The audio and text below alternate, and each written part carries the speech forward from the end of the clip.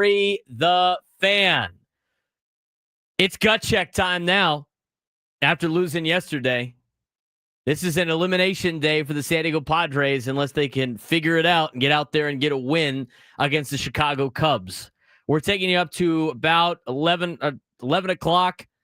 We're going to have Sam Levitt on in the next segment to kind of give us a preview. He's there live at the stadium right now getting ready for the pregame show, the Ecowater SoCal Padres pregame show. At the conclusion of our show, Frank and I are heading up north to Park 101 to hang out for the watch party and hopefully see this team continue their season for 2025. I'm going to tell you right now, they lose today, it's a disappointing year. It's a disappointing year. I thought making the playoffs was good. I think it's good to make the playoffs. I think A.J. Preller's done his job in building a roster, considering some of the situations that he has around him. But I'll tell you this, and I said this on the roundtable, it might have been last week. To me, they would have to, for it to feel like a successful season, they'd have to get to the NLCS. I thought losing the divisional series, you could have been a little bit back and forth. Getting swept in the wild card series is a failure. That is a failure. And this is also part of the failure that has been the Padres in the playoffs the last 33 innings. In the Padres' last 33 innings, dating back to Game 3 of the Los Angeles Dodgers series last October, you really want to go into that rabbit hole about how this team has not been able to play in the postseason. They have been outscored 13-1. Collectively as a team, they've had 111 at-bats. They've gotten 15 hits. That's a 135 batting average. They worked 5 walks. They've been punched out 25 times. Their on-base percentage in their last 3 games, that's 33 innings, has been a 172. Their slugging's been a 180, 3 doubles and 1 triple. Their OPS as a team's been 352. Their batting average with runners in scoring position, 111. Manny Machado in the last 33 playoff innings is hitting 083, 1 for 12. Fernando Tatis Jr., 1 for 14, 071. Where's the grit squad? Where is it? Where is it? I mean, they could tell us, they tell us all the time, it's like, we're a gritty squad. Where is it? Where's the grit squad? A grit squad last night or yesterday gets a run in from third base with less than 2 outs in a playoff game. In fact, they had no outs. Grit Squad takes advantage of the Cubs, who don't make any errors ever, take advantage of the error from Pete Crow Armstrong in a playoff game, and they apply pressure. What happened to that? We don't feel pressure. We apply pressure. They didn't really apply too much pressure yesterday. I thought Jackson Merrill balled out. I thought Xander Bogaerts balled out. By the way, good thing, Padres fans, you didn't cut Xander Bogaerts. If you cut Xander Bogaerts, you'd be looking at a 33 straight innings without even scoring a run if it wasn't for Xander Bogaerts. I mean, seriously. They had a runner on third with no outs. Couldn't get him in. And I don't care about the lefty, well, we have too many lefties in a row. You know what? Top of the order went 0 for 15. 0 for 15. Nothing out of Fernando, nothing out of Arise, and nothing out of Manny. Nothing. They got nothing out of those guys yesterday. Grit squads put up more than 1 run. Grit squads, here's the other thing, too. Yesterday, when talked about it, Manny said, if we didn't give up the 2 home runs, we'd still be playing right now. Well, you know what? You know what gritty teams do when you give up the 2 bad pitches? And those were 2 bad pitches by Pivetta. I don't want to hear Jessica Mendoza's BS about the Cubs made an adjustment. Are you kidding me? Do you see where those pitches were? Pivetta missed middle in on the fastball to Suzuki. The guy deposited over the left field fence. Of course he's going to hit it out. That's a mistake on Pivetta. Pivetta pitched great. Guys are going to make mistakes. Now, it's what you do with the mistakes. That's what makes the difference in the playoffs. Cubs took advantage of the mistakes that the Padres made. They went back-to-back. Middle in on Suzuki and a high fastball, all in the zone, also left the yard for a guy that had been throwing a lot of fastballs. But you know what a gritty squad does? They answer. You answer after that. And we've seen this team do it. That's why it's frustrating. Now, we've seen them not do it a little bit more than they've done it. I will say that. But a grit squad goes out there and competes. And they go and they get runs on the board and they battle. I didn't see that yesterday for a playoff game. It's frustrating to watch. I mean, how many track balls did we see yesterday? How many track balls? There's about 8 balls that went to the fence yesterday. Just died at the track. I know it's hard to hit at Wrigley, but guess what? Chicago did it. It's nice to have, I don't know, a little bit of slug, a little bit of pop, putting the ball over the fence. It's nice to have that. For everything they said on the broadcast of what the Padres have done to win games, and they're right on that ESPN broadcast, everything that they said that the Padres did to win games, the Cubs did and beat the Padres the way the Padres have played all season. And you know what? The things that they struggled with all year came back to haunt them yesterday. How many times have we seen the got to get guys on base? And we got to be able to drive in runs. We have to take advantage of opportunities. Well, we're going to get there. We're going to get there. It's been like that the entire season. I have seen guys like Xander Bogaerts get to third with no outs, and you get a pop-up and a whatever, a ground ball. I mean, I will have to say, the ball that O'Hearn hit, Dansby Swanson playing in, he made a hell of a play. You can't really get super mad at Ryan O'Hearn there. Hits the ball hard. Their infield's in. You're not doing a contact play with no outs. I'm totally fine with that, especially with a guy like Xander Bogaerts that's got a foot issue. You're not running a contact play with Xander Bogaerts. And I'm talking about like early on in the game when they got the run in and they got a runner on third with no outs. You have to score there if you want to be a team that wins in the playoffs. Good teams get that guy in. They do. They failed to do it. I'm not mad at O'Hearn, but then Sheets pops up. Got to find a way to get the ball to the outfield and at least give yourself an opportunity to get the run in. And then I don't even remember what Cronenworth did after that. But at that point, it didn't even matter. You fumbled away an opportunity to add runs. You have to add runs. You cannot leave any playoff team hanging around. And I don't care how good your bullpen is. Because the Cubs bullpen, which was bad at the beginning of the year, has been lights out the last couple of months, and all they needed was the 1-run lead, and then it was shutdown time. They just mowed through the Padres order. You know what's sickening? The sickening thing is letting Drew Pomerantz go 1-2-3 against you, a guy that was so lazy here and didn't want to play and was collecting a check and was like, I'll be ready in a little bit of time. I mean, that he was like done with baseball to retire. He goes out there and shoves. I mean, are you kidding me? How do you let that guy beat you? That's what's frustrating. I mean, you're letting a guy like Drew Pomerantz, who basically quit on you when he was a Padre, beat you in a wild card game. Beyond frustrating. Absolutely beyond frustrating.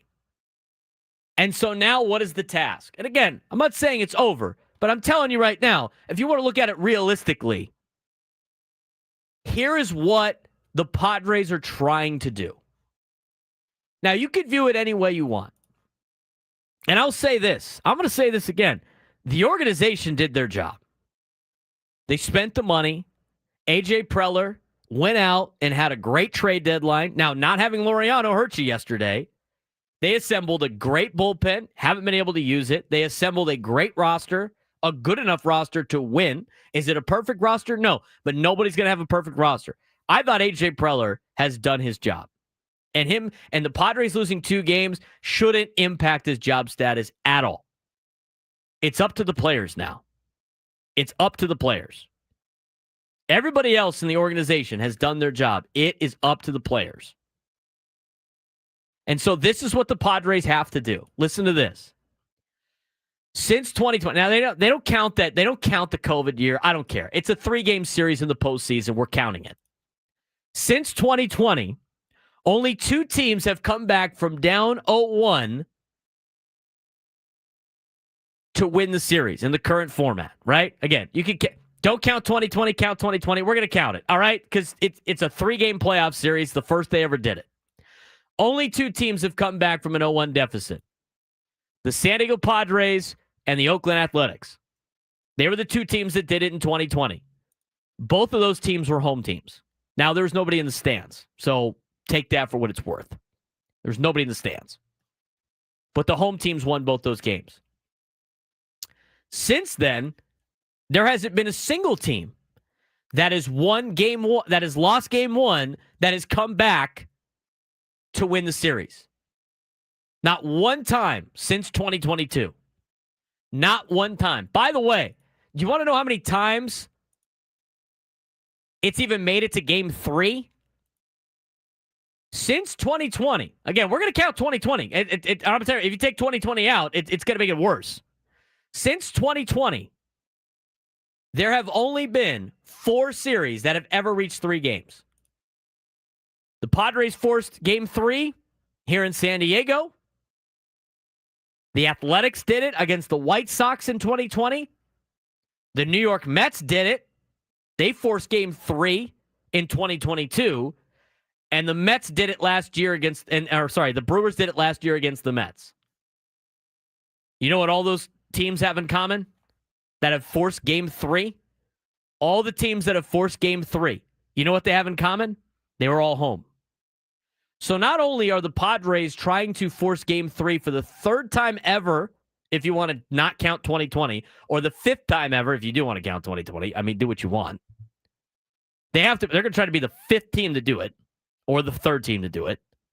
They're also trying to be the first team ever to force game 3 when they are on the road. Nobody has ever done that. That's just winning today. We're not even talking about winning a series.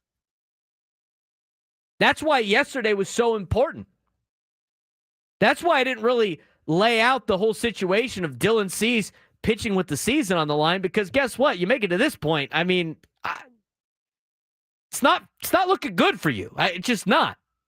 Unless you get the grit squad that they talk about all the time. This show is action over words. It's action over words. We haven't seen the action yet. We've heard the words. We haven't seen the action in the postseason. They can be gritty in the regular season. It's playoff time. It's time to get after it. So, that's how it lays out. They are trying to do something that nobody has ever done before. And Dylan Cease is leading the way. So regardless if you think it's the right choice or not, he is the guy. Dylan Cease has to do a good job today. I would imagine it's Michael King right after Dylan Cease. And this team has the ability to do everything that we laid out they have to do. That's what makes it frustrating. But that's the reality of the situation. People don't like listening to the reality of the situation. I mean, I could sit there and just pretend like, oh, look, they could be the first team ever to do this. This is the reality of the situation. Just because you don't like it doesn't mean it doesn't exist. So Dylan Cease has to go out there and do well. Now, here's the positive. Dylan Cease has done well at Wrigley Field. Dylan Cease has done well against the Cubs. Dylan Cease has the numbers and the strikeout rate to go out there and have a good outing. He just needs to get through the order one time. And you get to Michael King. Michael King has the ability to do it. The Padres are going against Imanaga second after the Kittredge is the opener. Kittredge is going to face the right-handers in that order. Who knows how long he goes. Kittredge is okay. He's looked pretty good. I think the Padres can get Kittredge, and guess what? They saw him yesterday. The Stars need to go out there and be stars. The bottom of the order needs to grind out at bats. They need to play Padres baseball that they had played throughout most of the year that have gotten them to this point. They put themselves behind the 8 ball yesterday by not executing and letting the Cubs kind of get their confidence a little bit. So we'll see what they have in store for us today. But this is it. Got to win today. And like somebody said in the chat, 1 inning at a time. You got to take it 1 inning at a time and see if the Padres can shock the world. It's not impossible. You know what? Some people would say they're due. Some people would say it's somebody's due to win a series after being down 0-1. And you know what? If you count 2020, the Padres are a team that have done it before. And guess what? They had Craig Stammen on the mound that day. Craig Stammen. You could complain all you want about Dylan Cease, but I'm going to tell you right now, you would take Dylan Cease over Craig Stammen as an opener and hoping for the best. So, I laid out the reality of the situation. If you want to interpret that as negative, go ahead. That's just the reality. There are reasons to be positive about this too, but I'm keeping it real. If it was great, I'd say it's great. It's bad, I'm going to say it's bad. And the Padres in their last 33 innings of the postseason has not been good. But we'll see what they got. 833-288-0973, 833-288-0973 if you want to join the show today. When we come back, live look-in as we go to Wrigley Field and talk with Sam Levitt to get you a preview of today's game. We're off and running here on the Braden Surprenant Show, San Diego's #1 sports station, 97.3 The Fan.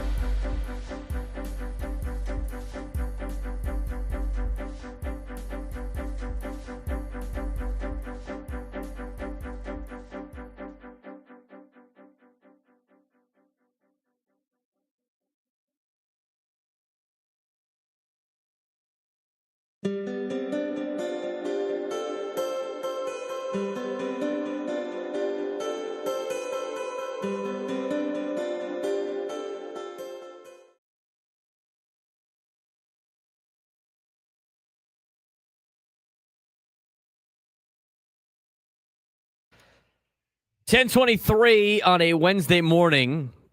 Do or die time for the Padres elimination game as they take on Chicago Cubs, game 2 of the wild card series. And joining us live from Wrigley Field, Sam Levitt. It's presented by David P. Shapiro, criminal defense attorneys facing criminal charges. Trust David P. Shapiro and his team helping clients regain control since 2010. Visit davidpshapirolaw.com. I know you just on not too long ago, obviously getting the sights and sounds of Wrigley Field. What's a little scene set for us out there at Wrigley, Sam?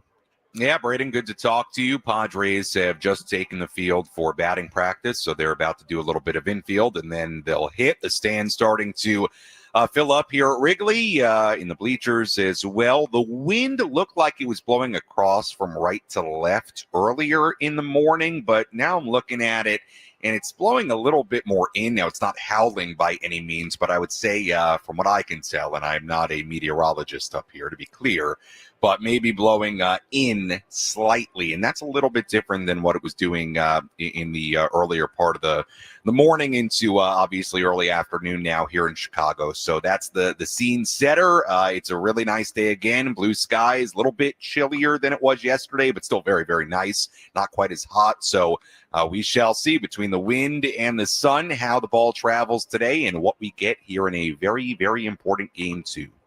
What have the vibes been for the team, at least that you have seen since they have shown up today after yesterday? I mean, obviously a lot of negative yesterday, but it's do or die time for the Padres. What's the team's vibes like here early in the morning, or at least getting ready for first pitch? Yeah, look, I wasn't in the clubhouse late yesterday because I was on the air, and they don't have pregame clubhouse availability during the postseason. So what you get is in the press conference room. I haven't been down on the field yet. I'll go down there once I'm done with you. Look, I think just hearing Mike Shildt talk today, looking at the lineup, hearing Jay Cronenworth talk today, the sense I get is this is a team that has trust in their experience and their process. I think it's part of the reason why you saw no changes to the lineup today, which I was not surprised about, whether you like that or not. The fact that they didn't change the lineup at all today, I don't think it's surprising knowing what we know about how Mike Shildt usually operates and the trust he has in his process and kind of the way they've typically done things, right? Mike has not been a guy that has been very quick to make changes over the course of his time with the Padres. Now, this is obviously very different when you're facing elimination in a short series like this. But Jay Cronenworth echoed the same kind of thing. It's a team that obviously hasn't reached the mountaintop, but they have been in a lot of big games like this and a lot of high pressure games. And I do think they feel like they can lean on their experience and find a way today and find a way tomorrow. So we'll see, if that experience will win out today. Let's talk real quick, Sam. Obviously, a lot of negative today with how yesterday played out. The Padres are trying to do something that nobody has done, and that is force a game 3 as a road team. I mean, we talked about winning a 3-game series when you're down 0-1. Padres have done that, even though it was 2020. But they're trying to do something that's never been done, and that's a road team forcing game 3. Why do you have confidence in let's calm all the fans down a little bit. Why are there some reasons the Padres are going to be the first team to do that? Well, what are the reasons I would have confidence?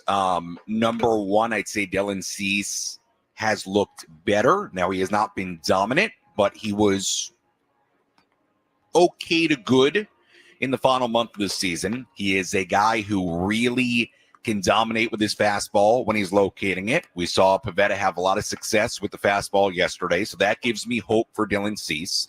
He's also a guy that, look, obviously it was a very, very up and down year for Dylan, but for the most part, a lot of those outings, even through his struggles, it's not like they really, really unraveled on him. And what I mean by that is I'm not saying he was great in a lot of those starts, but they weren't blow-up starts. He wasn't going out there and giving up 8 runs in 2 2/3, right? It was kind of the hey, gets through the lineup one time, and then he starts walking some guys and struggling, gives up a hit, gives up a home run. So I have trust in Dylan to keep the Padres in this game. So that's the pitching standpoint. The other thing is that the bullpen is fresh. I would think you would be very, very aggressive with that bullpen today, really, in any scenario. And I think offensively, look, you just got to sit here and hope that, the postseason struggles, even going back to last year, and I'm not ready to do that whole analysis and thread this back to last year, what we saw in the final 2 games against the Dodgers yet. But, law of averages, they should be able to hit more. And they certainly have guys in the lineup that can do that. So that would be my point to hopefulness, is that Cease can deliver you a good enough outing to allow your offense to score some runs. And then you can hand this to the bullpen, which you have a lot of confidence in, and why wouldn't you?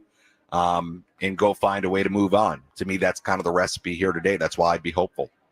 All right, Sam. We're looking forward to, we'll be listening to you as we drive up to the watch party, getting us all hyped up for the game. We really appreciate the time. I'm going to let you get focused here and get dialed in for a broadcast, but hopefully, Sam, we get to talk tomorrow. All right, guys. Thanks so much. And, I'm going to go down to the field right now, and I will talk to you at 11:05 a.m. All right. We'll talk to you in just a little bit. Sam Levitt joining us from Wrigley Field, presented by David P. Shapiro, criminal defense attorneys facing criminal charges. Trust David P. Shapiro and his team, helping clients regain control since 2010. Visit davidpshapirolaw.com. It's going to be an interesting next couple of games. Now, on the positive side, the Guardians have already taken a 1-0 lead. That's the team that is facing elimination today. Maybe today is the day for the teams that are facing elimination in Major League Baseball. I mean, the Padres, to me, need to jump out early on the Cubs, and they need to have a big day. And it needs to come from the offense. I mean, we've talked about the pitching enough. Pitching was good yesterday. Pitching was good enough to win yesterday. The offense needs to show up. Core of the order did their job, to be honest with you.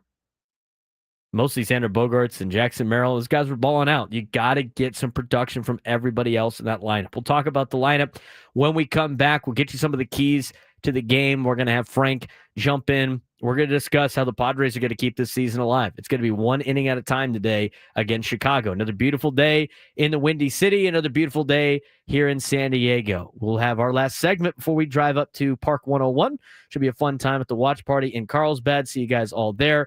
But when we come back, we'll take phone calls, talk more about tonight's game as we continue on the Braden Surprenant Show, San Diego's #1 sports station, 97.3 The Fan.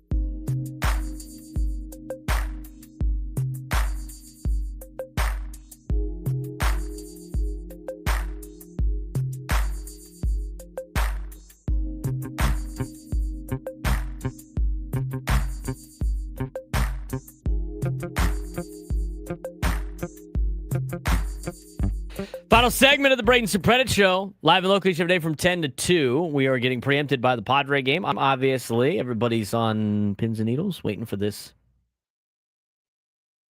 Padres game. Padres need a win to keep their 2025 season alive. Nobody has ever come back from one game down to the wild card series in this era of wild card. The not counting the 2020 because it was a different playoff format, I think is so dumb. Was it not a 3-game playoff series? Was it not that, Frank? Oh, it was. It was that. It was a 3-game playoff series. Why? Because they had 8 teams in for both sides. Guess what's probably going to happen after the next CBA? Probably going to have 8 teams in the playoffs. So, since they've done a 3-game, best of 3 wild card series, I don't really care if it was 2020 or not. 2 teams have advanced after being down 0-1. Your San Diego Padres and the Oakland Athletics, both of those teams are the home team. Interesting enough. Since then, if you don't want to count 2020, it's a fake year, all that stuff, whatever. Okay, say what you want. Still a 3-game playoff series. Let's not count that then. Then nobody's done it. Only 2 teams have forced Game 3. The New York Mets as a home team against your San Diego Padres in 2022, and the Milwaukee Brewers as a home team against Frank's New York Mets. That was last year, right? The Pete Alonso home run. Earned him a new contract. Yeah. He'll get another one next year. Both of those teams did not win Game 3. So, the Padres are trying to do something that nobody has done, and that is force a Game 3, first of all. Force a Game 3 as a road team. Nobody's done that. And then on top of that, be the first team to win a best-of-3 playoff series when down 0-1 as a road team. It's going to be very difficult to do. Now, that being said, there's only been a handful of those games. Like if you want to, let's look at the playoffs, right? How many times that we've seen, I mean, I could probably do some math off the top of my head, but we've talked about this before. Doing math on the radio is a bad idea. Frank, isn't it a bad idea? It's a bad idea. Doing math in general is a bad idea. Well, you have to do. Well, I'm not going to get in that argument. But anyway, don't tell the kids on my football team that. They got to get to. If your teachers are telling, our teachers always told us you're not going to have a calculator on you 24/7. Guess what? They were wrong. Ha! I got this thing. Joke's on you guys. I got a phone now. What? Your telephone does math? Yeah, it does. Could you imagine? Tell your teacher that? What's this for? There has been, again, if you want to talk about sample size, remember 2021, they didn't have this current playoff format. It was still, 2021 was still the one-game wild card. There's only been 12 wild card best-of-3 games since 2021. So 2022 on. Math is rough, English are hard. That's right, Go Aztecs. There's only been 12 of them. So it's not like it's a massive sample size. Some would say the Padres are due. Some would say the Padres are due. Maybe they're due to shock the world and do something that's never been done before. I tell you what, they win the next 2 days, they're playing with house money going to the Brewers series. But this game's a little bit more nerve-wracking, I think. You can't get swept in 2 games in a wild card series. To me, it's a disappointment. I don't care if Laureano's hurt or not. And here's the other thing.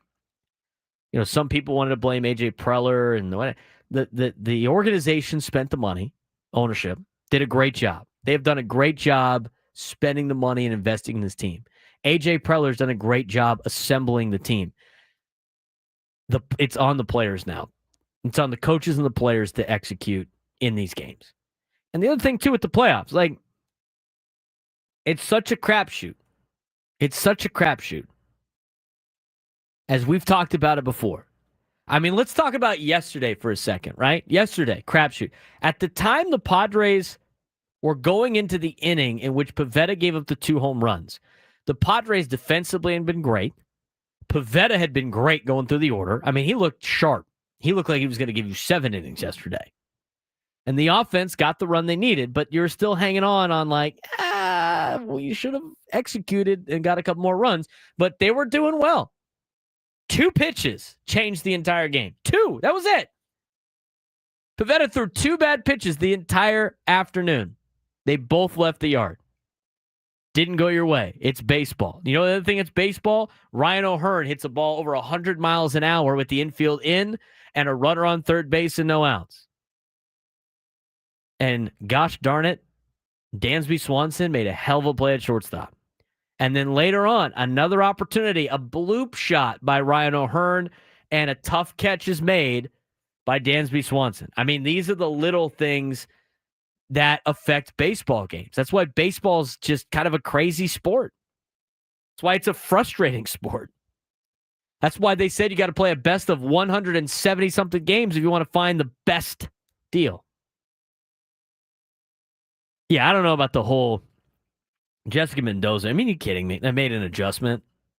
What, by hitting the fastball that's over the heart of the plate? That was the adjustment they made against Nick Pivetta? Hey, look, they couldn't hit the fastball when it was out of the zone, so they decided to swing at the one that was like dead red. Wow. What an adjustment. Do you think that happened? Honestly, let's just think about that for a second. Let's just think about the adjustment deal.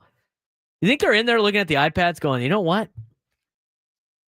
If I swing at this fastball right down the middle, I think I'll be having a little bit more success than the other pitches that I see. I mean, are you kidding me?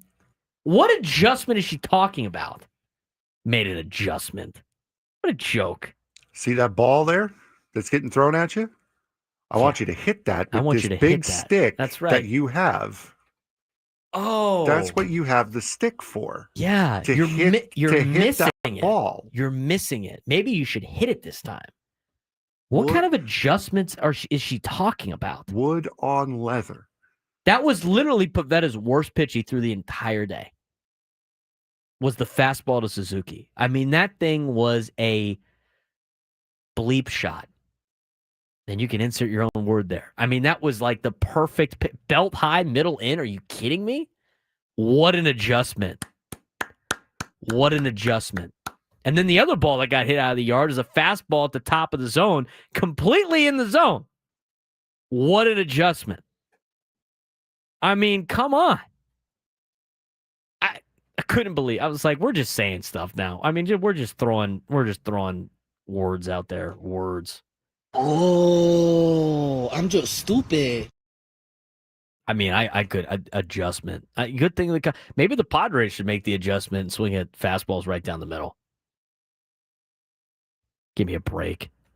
Give me a break. This is why you can listen to the show on the radio. There's a couple of adjustments that I don't like. That is crazy to me. I mean, that first of all. The other thing, that's up there with halftime adjustments.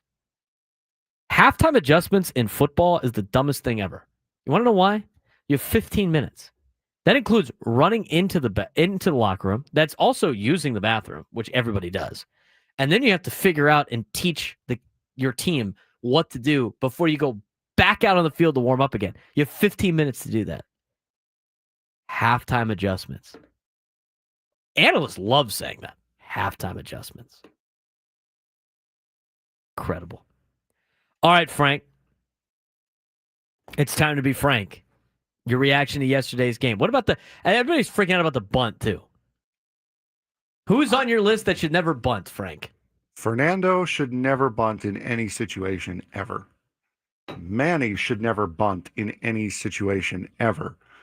Xander Bogaerts is getting paid way too much money to be bunting in any situation ever.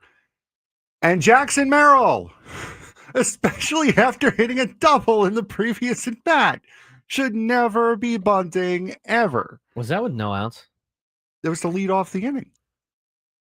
No, Manny was already on. Yeah, Manny worked the walk. Manny walked to lead off the inning, and then Merrill bunted. Manny worked the walk, and then the bunt. I don't mind. Even if Merrill hits a ground ball, he's probably beating out a double play. I don't mind the bunt.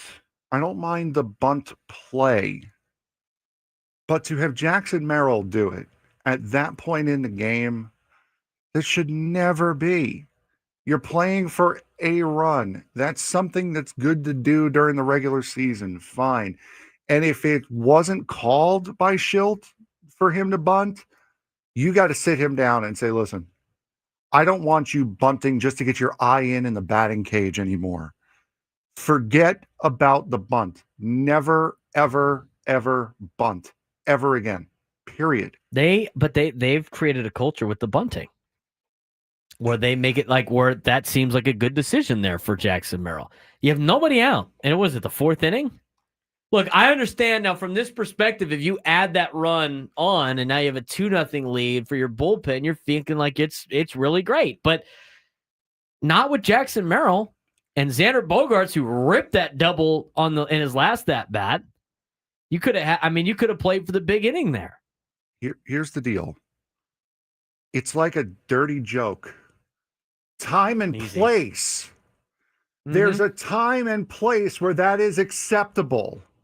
Bunting is like a dirty joke. Not in the fourth inning. I like that. With the 3 and 4 hitters up. Not then. And you're rolling the same exact lineup out today. There's a time and place where that is acceptable. With the number 3 hitter on base and the number 4 hitter at the plate with nobody out in the fourth inning, no.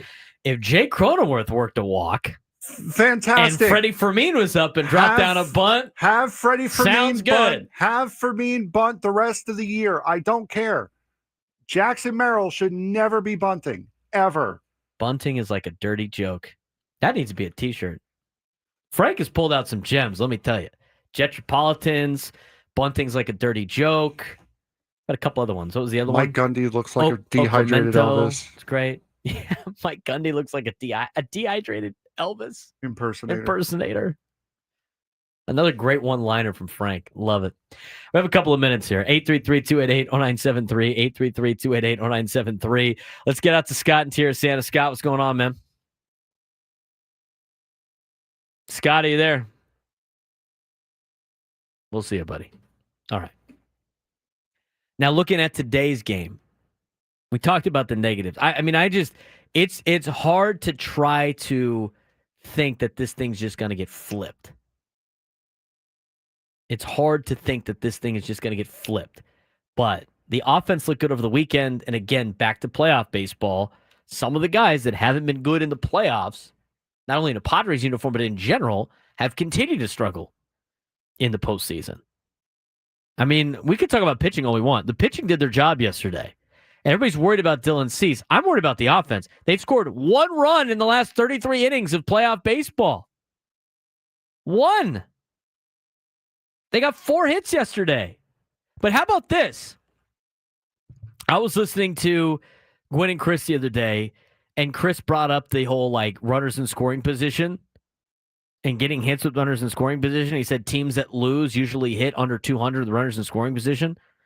Do you know what the Cubs did yesterday with runners in scoring position? It wasn't my way. No, I'm kidding. I do not know.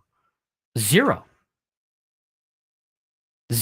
They were 0 for 3. Yeah, it was the home runs that did it. Yeah, it's the solo shots. And then they didn't get a hit when they drove in that run late in the game against Estrada. They didn't get a hit. Padres hit 285 with runners in scoring position yesterday. They were 2 for 7. That's just baseball. Padres were 2 for 7 with runners in scoring position. The Cubs, 0 for. Cubs struck out 13 times. How about that? You were talking about a team, the Chicago Cubs yesterday, as an offense, before we crowned them as champions, like they did really well. They had 2 good swings on 2 bad pitches. It's the benefit of having slug. The Cubs struck out 13 times yesterday. 9 times to Nick Pivetta. Mason Miller struck out 3, and Peralta got 1 guy. They struck out 13 times and didn't get a hit with runners in scoring position and won the game. I mean, I'm telling you, as much as I got on the Padres pretty good in the first segment, but at the same time, I mean, that is playing with fire if you're the Chicago Cubs. I mean, missed opportunities for the Padres led the Cubs to a victory yesterday. And you know what the Cubs did, though? They took advantage of the mistakes. That's who wins in the postseason. 0 for runners in scoring position for the Cubs, 13 punch-outs. That's baseball, unfortunately. This is why it's such a crapshoot. This is why it's so hard to come back from 1 down. I mean, this stuff happens in baseball games all the time, and it happens in June, and you don't care because you get them tomorrow. It happens in October. All of a sudden, it's like, I can't believe how much of a failure we are as a season. It's crazy. That's the sport we watch. That's what's crazy about this. What did the Padres have to do today, Frank, to keep their season alive for us to talk about them tomorrow? Obviously not. Well, we're going to be talking about him either way tomorrow. In a positive way. You got to string hits together. You have to just do, what did I say? What did I say on Monday? Don't be cute, because that's what happened in Los Angeles, and you got swept. You played your game the next weekend when they were here, and you beat them 2 out of 3. Just play your game. Don't be cute. Just get done what you need to get done. That's all you need to do. String hits together. Don't worry about bunting. Just string hits together. Ground balls, liners, doesn't matter. It's going to be harder to hit home runs there, which, fine, whatever, is what it is. Have Cease's back. No matter what, give him some form of run support. Get to them early. Kittredge pitched yesterday, and he's going to be used as an opener today. Perfect opportunity to hit him right now in the first inning. Get on him early, get on them often, put up a crooked number in the first couple of innings before, and then you don't have to worry about Shota Imanaga. He'll keep the game close, but that's fine. You'll have the lead. Don't do anything extra special. The hero is going to be the guy who knows his role and does his job and doesn't do anything extra. That is what you need today. Just play baseball. Do not try to be a hero. That usually doesn't work out very well for teams. I agree. They gotta give C some run support early. I said going in on the roundtable that the guy that's going to be the impact player is going to be Dylan Cease. I think everybody has counted him out. He still has good strikeout stuff. I mean, so today's the day. I mean, he's gonna try to keep your season alive. I mean, if it wasn't for Xander Bogaerts, you would have got shut out yesterday. We cut him in May. Our fans cut him in May. I mean, so there's going to be some unsung heroes in there. You're going to need a good outing out of Dylan Cease. And if it gets rough early, it's going to be a rough day. And again, you don't need a full start out of him. You just need one trip through the order, That's hopefully 3 innings. Anything after that is a bonus, and he's getting an early hook the second he gets in trouble. That's all you need out of him. And we need good at-bats out of Fernando, too, man. We need good at-bats out of Fernando. I mean, Fernando's at-bats yesterday were not good. No. And not good at all. None of them were in the top of the order. No. None of them. At least the Rise saw a couple pitches, I guess. Manny did work one walk. And he struck out.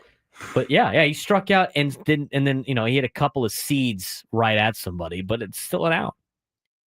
Tatis swinging early, not really barreling the ball. And then his last at-bat where he struck out swinging, he got a bad call on the pitch inside where the catcher got crossed up, and he let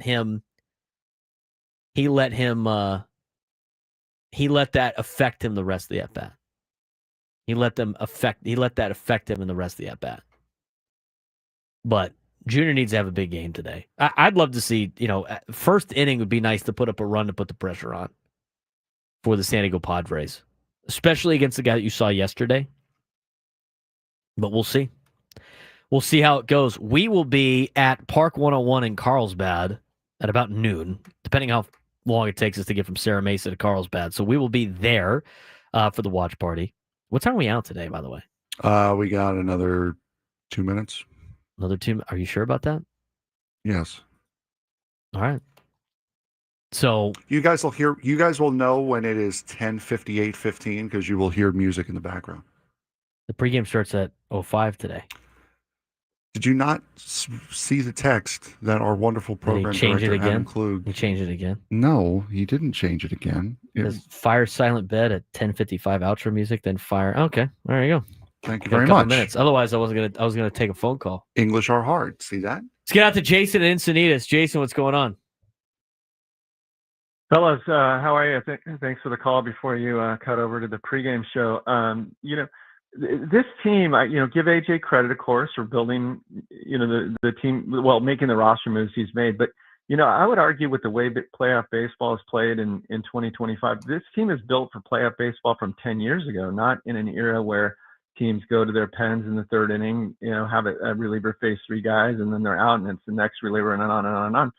This team, built for small ball sort of and bunting that you guys have discussed. The Dodger game yesterday, my brother-in-law is a Dodger fan. The big fly that the Padres lost yesterday to the Cubs, home runs. I mean, this team, it seems to me, is built for playoff baseball from 10 years ago.